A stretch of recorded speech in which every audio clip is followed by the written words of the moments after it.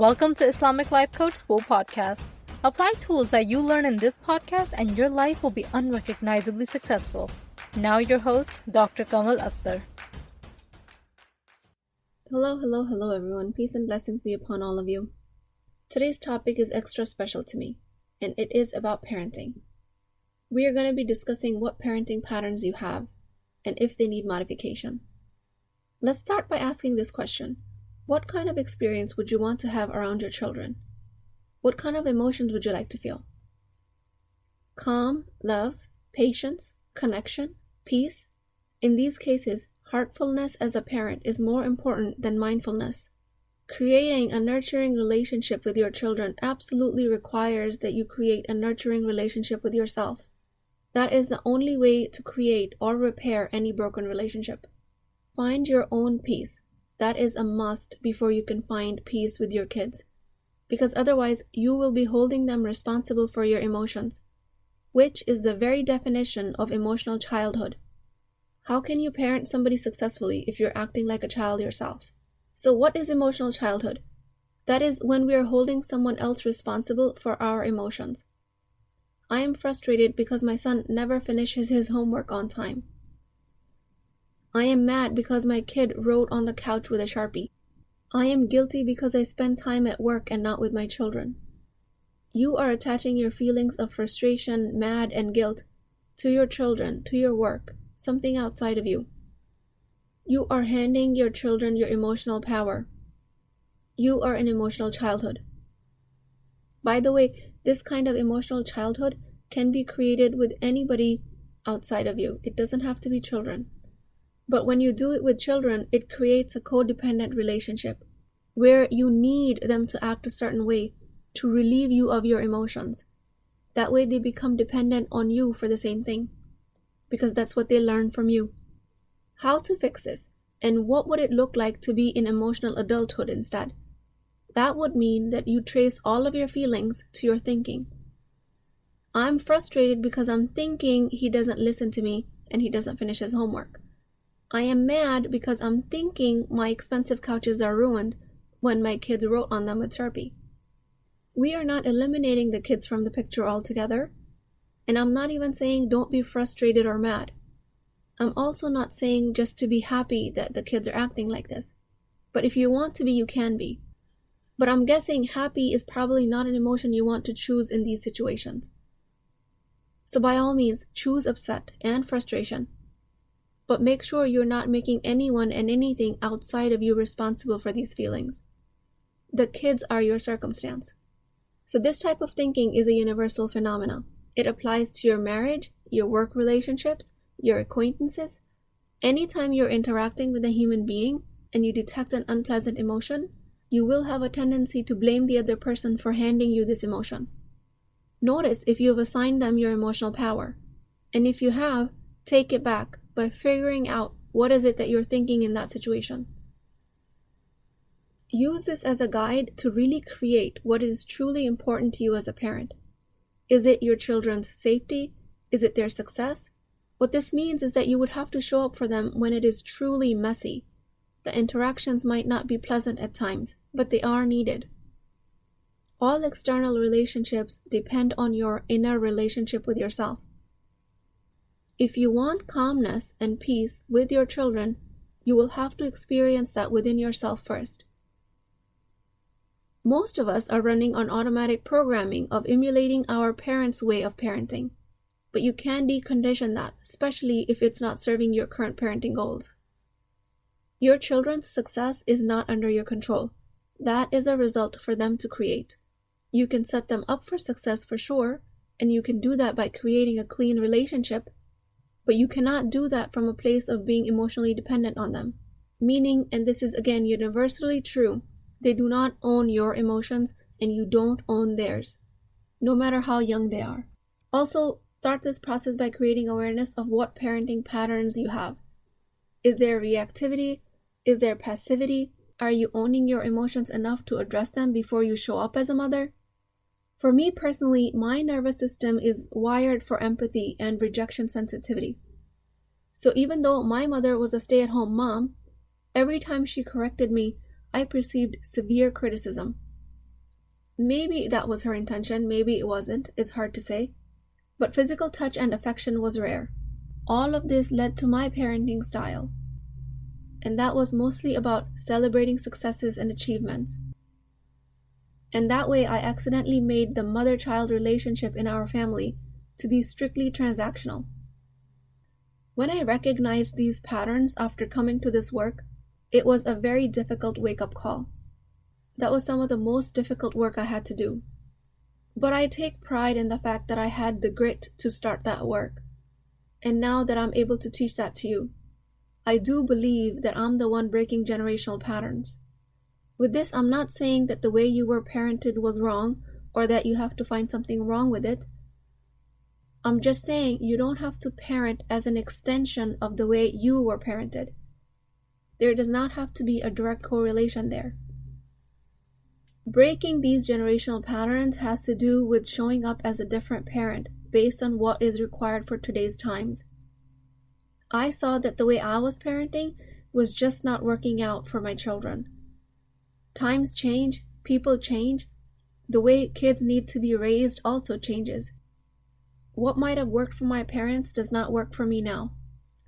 But I don't have to act by the script that was given to me by my parents.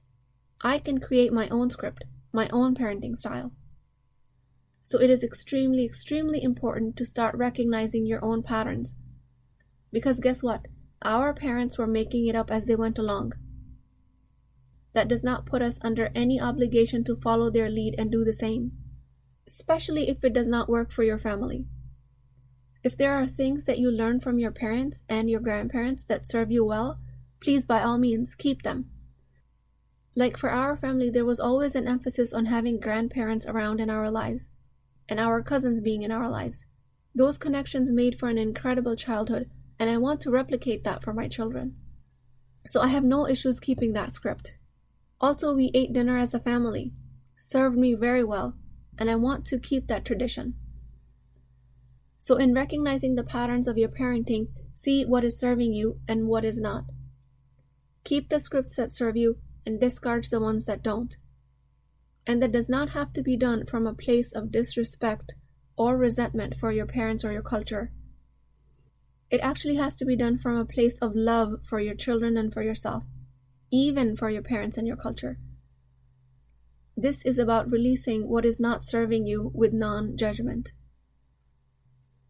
Our emotional dysregulation as mothers has devastating consequences on the future of our children. If we can teach them this one gift of taking responsibility of your own emotions, I promise you that there is nothing that they will go through in this world that they can't deal with. They will find a way out of every situation by acting from their higher, best self. Then we will have no need to be controlling and manipulating and micromanaging their future. So another pattern of mine was when my kids didn't want to do their Quran class, I would judge them. I would say they're being lazy. How good do they have it that they're attending Quran class over Zoom and still acting so entitled? My brain would say every day they're coming up with a different excuse and they will lose their relationship with the Quran. This was of course coming from my fear-based brain as well. So between this judgment and the fear, I was losing my connection with them, which is Shaitan's best trick. My judgment created that disconnection. The kids did not do that. Their actions of not wanting to attend the Quran class did not do that. My thoughts of judgment create the disconnection. Kids are a neutral circumstance. Remember CTFAR. Kids are a circumstance. My thoughts of judgment create a result of a disconnected relationship. Our sabotaging lower self always ends up with the result of a misattunement in our relationship. But when I recognized these patterns, I decided to show up with empathy and curiosity, which are one of the two strongest higher brain powers. In situations when they don't want to do a Quran class, now I ask myself, are they actually tired? Is there any truth to what they're saying? Can I be firm with them and love them at the same time? How can I support them? From this podcast, take the assignment to learn your parenting patterns. Is it judgment? Is it anxiety? Are you replicating previous generation's script? Or can you give yourself the option of being empathic and curious? And let me tell you a big secret, guys. You will want to find the answer immediately. You would want to travel to the past with your thoughts and rummage through each situation and try to find your patterns.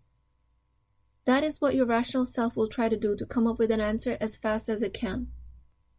That is not advisable here.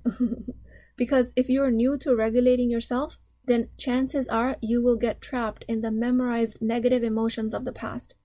So I would recommend look at your parenting patterns and in the future let the answer unfold slowly. The answers that your hyper-rational left-sided brain gives you are quick and definitive. The answer that your sage right-sided brain gives you will surface slowly over time. And the answers of the sage are much more powerful and transformational. So let the process unfold. Let it emerge over time. So what I'm saying, if you don't immediately know your parenting pattern, that's okay. You can continue to work on recognizing them. Whenever there is a rupture in a relationship, use that as a teaching moment. There could be a minor or a major rupture in a relationship. If you perceive there is a major break in the relationship, and reconciliation will take time, then give it time. There might be a time when you have guests in the house and the teenager walks in without saying salam. You feel irritated because you've told him so many times. Maybe reminding him gently will fix this minor rupture. But next day you find out that he forgot to fill out the college applications. And now you might have to submit late fees. He might even lose a chance to attending the college he wanted to. Maybe this leads to a major fight and an argument. Maybe this time he brings up past painful events and you do the same. And this leads to a major relationship rupture. You don't speak to each other, you don't try to reconcile.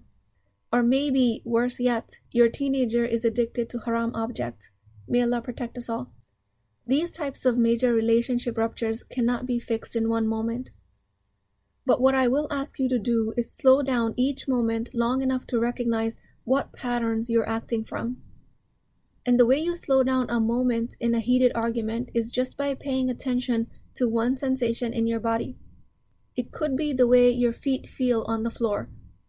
Or it could be that you start tapping your chest and feel the sensation of that tapping. That very light touch. Or it could be just hearing the sounds of your environment. When you direct your brain to pay attention to one sensation, you're creating space in that moment to choose your reaction. If it's sounding impossible for you to do in the middle of a heated argument, that's okay, you just haven't had practice yet. And even if this method sounds completely foolish to you, I will tell you that this is an extremely effective, proven method. When we are in judgment of others, when we are arguing or fighting with others, when we are defensive, we are acting on our fear-based parts of the brain. And when that happens, the different parts of the brain that we need to actually show up and help repair the relationship, the parts of the brain that actually help us show up as a parent, are completely shut off. So when I ask you to pay attention to one sensation until you have it locked in, what you're doing is deactivating the parts of the brain that are hurting your relationship. And you will see with this deactivation comes an immediate activation of the sage higher part of the brain, which will help you actually find the solution to the problem and show up as the adult in the relationship. Initially, doing this type of mindfulness exercise might require you to remove yourself from the situation completely. You might want to do it for a brief period of time until you have yourself collected. But it absolutely needs to be done, because otherwise it's kind of like you're trying to use a hammer to paint a painting. My coach, Shirza Tamin, always says, hammer is a different tool for a different time. Right now, you're in need of a delicacy of a paintbrush. The tool we have no access to if we continue to use the hammer. We will need a hammer if we are nailing something to the wall, for sure. We need the hammer of the rational mind. But mostly what we need in these parenting situations is delicacy of a paintbrush, the right-sided higher brain sage power.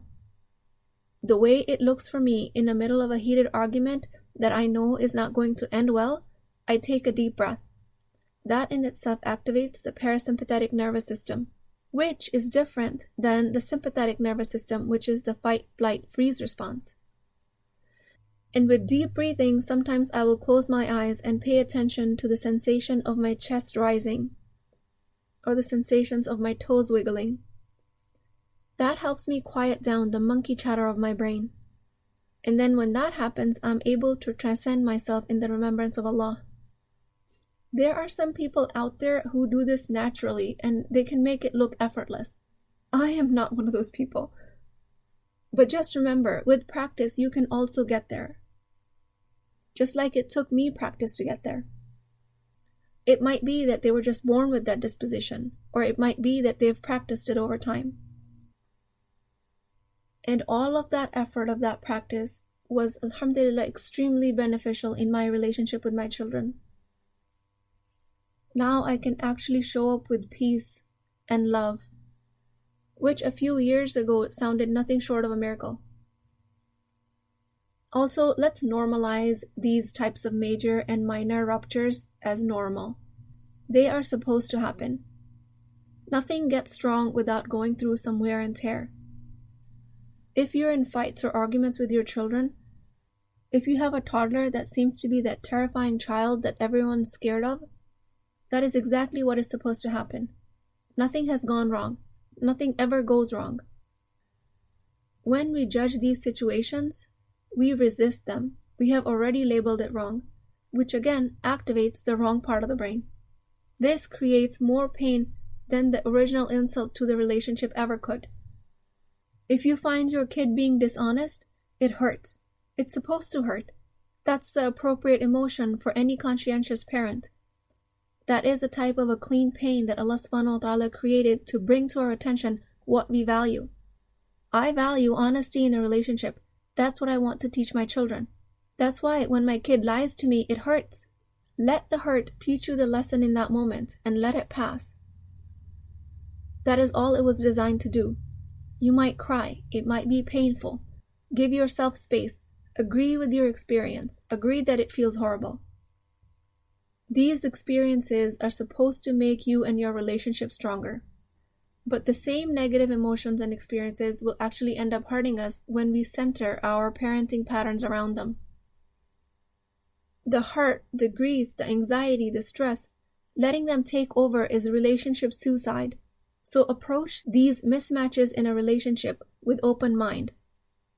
And this open mind is easy to create with some practice. An open mind is accessed after you deactivate the chattering mind. If your kid is being mistreated, you would want to feel pain, feel worried, feel sad.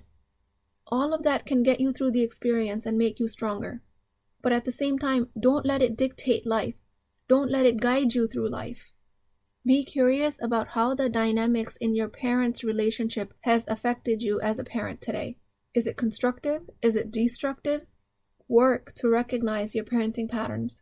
When my kids refuse to do work, I have the option of judging them, or I have the option of treating them with curiosity and empathy.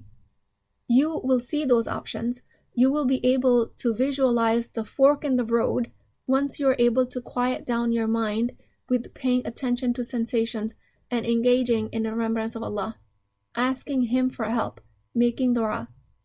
This is the heartful way of parenting, rather than the half-baked process of mindfulness. You absolutely need the mind. That is the big piece of the puzzle. But you also need your body's experience to match the mind. Our entire lives are built on choosing higher brain or lower brain thoughts from moment to moment. And since it has taken us a lifetime to construct our current parenting patterns, it's okay if it takes us some time to deconstruct them. If your parental worries are about too much video gaming, if it's around your child wanting to hang out with the opposite gender, if it's about late night parties, or is it about their connection with their religion, or lack of academic success? Is it around your child having an unexpected diagnosis? Whatever your challenge is, I assure you this is not new.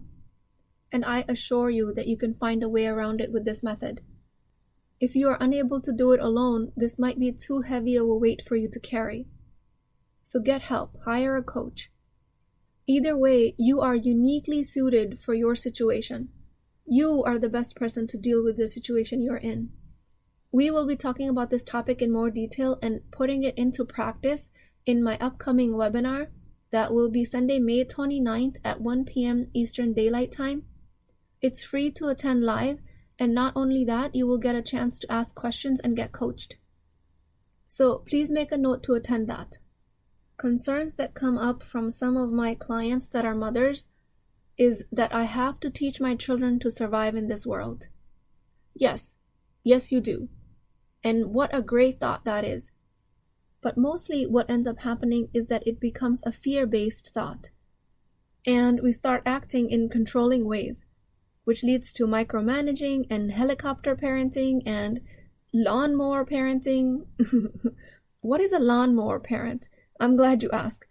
According to Google, that is the newest breed of overbearing parents who are excessively involved in their children's lives. They plow ahead, micromanaging, interfering, and arranging. Their goal is to protect them from failure, disappointment, discomfort, and adversity. If you're one of these parents and you're doing this, you're not teaching them how to survive. You're doing quite the opposite. You're catering to teaching them a comfortable lifestyle that might not even be sustainable. And all because of fear, all because of acting out of control. We just want to control their future. We just want them to be safe and loved and provided for and comfortable. I know, I want all of these things also. But I don't have control over the future. That is a tough wake-up call. I pray to Allah subhanahu wa ta'ala that He gives us the ability to recognize our patterns, that He helps us discern what is beneficial and what is not. O Allah, I ask you that you save all the parents of the world from any test relating to their children. O Allah, please give us strength, commitment, and conviction to go through the trials of parenthood so we can hold our head up high in front of you and say that we tried everything humanly possible to serve our children, to make them good humans, to make them good Muslims and good servants of Allah. Please keep me in your du'as. I will talk to you guys next time. If you're interested in getting coached by me, I'm offering a very affordable opportunity to do that with Wisdom Wednesdays. This is not a course, not a lecture. This is an opportunity for live coaching, real change with Islamic adab and etiquette. You do not need more information. You actually need a space to create change. At $19.99 a month, which is the price of takeout dinner, you as a Muslim woman will create confidence, intimacy, and connection without shame or fear of judgment, because your privacy is my highest priority. So join at www.islamiclifecoachschool.com, resources, Wisdom Wednesdays. I'll see you inside, inshallah.